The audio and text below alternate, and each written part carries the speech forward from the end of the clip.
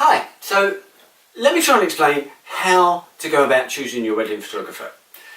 To give you hints, tips, ideas that'll help you get the right person to do what it is you want to do. The first piece of advice I would give you is, imagine you're going out to get another car. You would know whether you want a 2-door, a 4-door, petrol, diesel, that kind of stuff. You've got a fairly good idea of what it is you're looking for. With wedding photography, you possibly don't actually know what's available, so it's difficult to decide what you want if you don't know what's available. So let me first quickly explain to you what's available, and then you can go through and pick, build a picture of the person you want to be your wedding photographer and what they're going to provide you. So, firstly, there's really only two parts to wedding photography. You might see all sorts of descriptions, documentary, candid, reportage and all sorts of things. They're really just different names for pretty much the same thing. There's only two parts. The first part is the event. The event that is your wedding. You get ready, that's prep. There's the ceremony, there's speeches, there's cake cutting, there's first dance. It's all the things you do during your day, whether there's a photographer there or not, it's your wedding. The wedding photographer's job is to capture all those moments, to be there at your prep, and to be there right through to first dance, and to get all the moments in between photographed perfectly. There's various different ways of doing that. Some photographers will put a big long lens on, stand way over in the corner of the room and get photographs from a long way away. So you hardly know they're there throughout the day. That would probably be called candid. You've then got photographers who would use a really short lens and would mix in with you and your guests, would get quite close, would be part of the crowd and get shots in that style. The photographs probably won't be too different, whichever style you go for, but it's the experience. Do you want a photographer who's going to be quite up close and personal, mixing with everyone throughout the day and getting shots as if they were a guest? Or do you want someone who's out the picture, over in the corner, looking in and getting those sorts of shots? If you look through enough wedding photographs, you might kind of get a feel for which ones you prefer. As I say, it doesn't make a huge difference, but on the day, you might prefer one or the other. So they're really the only two ways you can capture a wedding. Be a long way away with a big lens, up close with a short lens. That's really it, regardless of what it's called. So that's part one of your wedding photography. The other part, and not all photographers do this other part, the other part is the staged shots. So these are shots where the photographer will walk around the venue, it may be the church, it may be where the reception is, garden, might be inside, maybe you'll even have a drive, I've done this several times, a drive off to a local beauty spot and get some shots there. Maybe to the beach, whatever. To do some staged shots of the bride and groom. That allows us as wedding photographers to pick somewhere that's got good light, a nice background. We can make sure we've got the right lens up on the camera. We've got time to plan the whole shoot, set up some lights, do whatever we need to do, and then call the bride and groom over and ask them to, can you just sit there like that, look out over that way, put the groom there, set the scene, take a few shots, you go back to your guests. Well, at least that's how it should work. Some photographers, I've heard, can turn the wedding into almost a photo shoot for the photographer. This is your wedding day. You want someone who's just going to do all the work, call you away from your guests, get the photos, you go back to your wedding. They may then go off and do another setup somewhere else. That's the way I do it, that's the way it should be done. So you still get to enjoy your wedding, but you also get some great photos as well.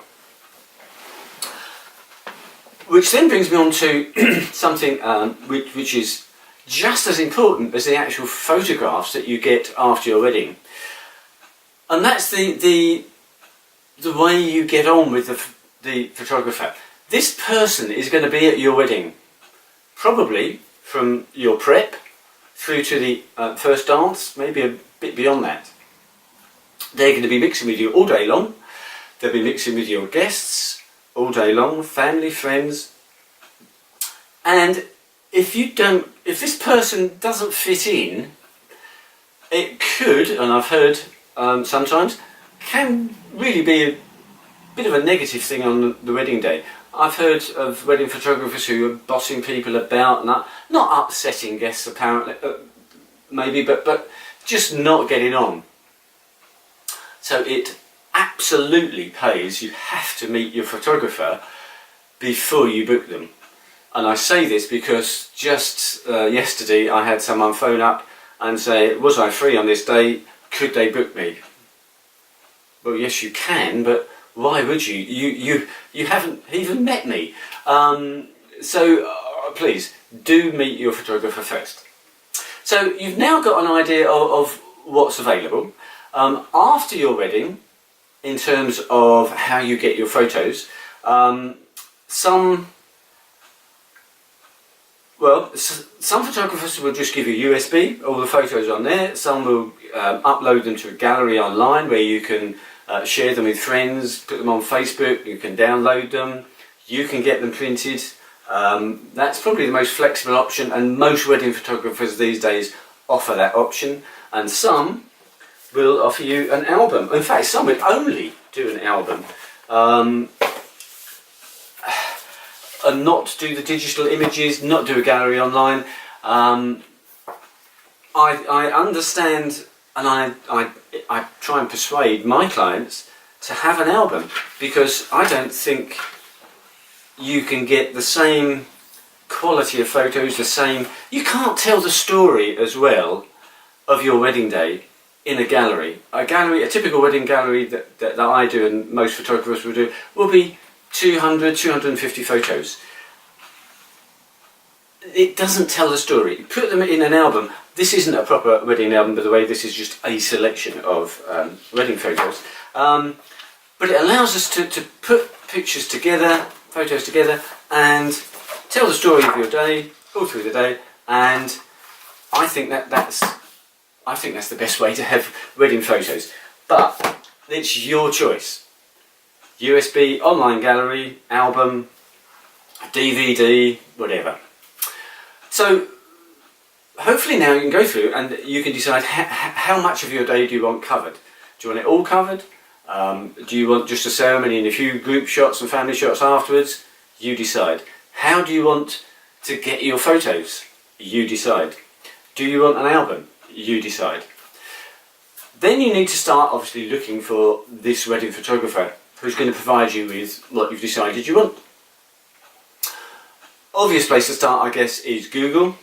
And if you look for wedding photographer, Suffolk, Norfolk, Ipswich, Bury, whatever, you will get a list on Google of wedding photographers in that area or at that venue.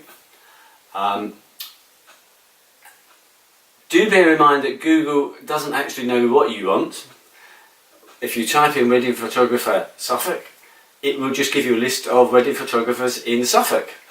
And on the front page will be people who basically have been wedding photographers for the longest time, rather than the best, the cheapest, the most expensive, or the one that suits you best. So don't necessarily think that just because someone's on the front page of Google, they're going to be the person for you. You will need to look at their website, read what they have to say, look at their photos obviously, check their prices and so on. Go through and pick a few from Google. You've also got maybe Facebook, Instagram will give you some possible wedding photographers. There are sites you can post your wedding on. Bark and Bidvine are two that I can think of, where you can post a job. You can say you're getting married on this day at this place, And wedding photographers will get in touch with you, give you a quote, and you can decide if you'd like to meet them and go from there. There are obviously wedding fairs. That's great because you do actually get to meet the photographer at the fair. Be a little bit wary of jumping in too quickly. We'd all love to be fairs, but there's a limited number of slots, and the variety of wedding photographers you get is pretty limited, probably only 2 or 3 at a wedding fair. So do a bit more research. And as I said earlier, always meet your photographer before you book them. Make sure that not only are their photos going to be good, but they're going to get on with you and your guests, and that you'll be happy to have them round for 8 or 10 hours on your wedding day. Price. This is a difficult one. I guess someone who has been established for 10, 15 years is on the front page of Google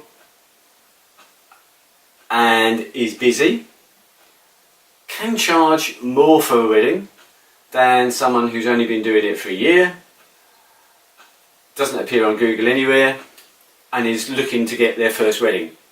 They're going to have to do it a lot cheaper.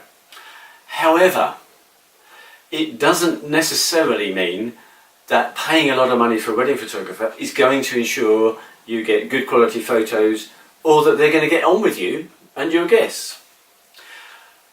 Conversely, some really talented photographers, they've got to start somewhere, and you might just get lucky and get this guy who's going to be a world-class photographer in 2 or 3 years' time, and he comes along and photographs your wedding for 50 quid. So, price really doesn't tell you anything. Look at what you're going to get, the number of hours you're going to get covered, what are you actually going to get in terms of prints, photos, galleries and so on afterwards, and does that suit your budget? Talk to them. If you're happy with them, you're there. I would just add one more thing. I'm surprised at how few wedding photographers offer an engagement shoot as part of their package. For all of my clients, I offer them all, and most of them take it up, an engagement shoot before they book me. And what this does, it allows me to meet the client, but it gives you the chance to meet your photographer, to work, not only meet them, but to see them working. How do they work? Do they suddenly become this bossy monster as soon as they start taking photos? It's worth finding out. Do you like the photos they produce? They won't be the same as your wedding photos, but it gives you an idea of their technique, their style, what sort of photos do you get. And I'm surprised that not more wedding photographers offer this. If they don't, well, why not? What have you got to hide? Why wouldn't I do photos of you if you want me to photograph your wedding? So do ask for an engagement shoot and take it from there. I hope you found this useful. I hope there's a few tips and pointers you can take away from this and help you find the right wedding photographer for you. Thanks very much for watching. Cheers for now.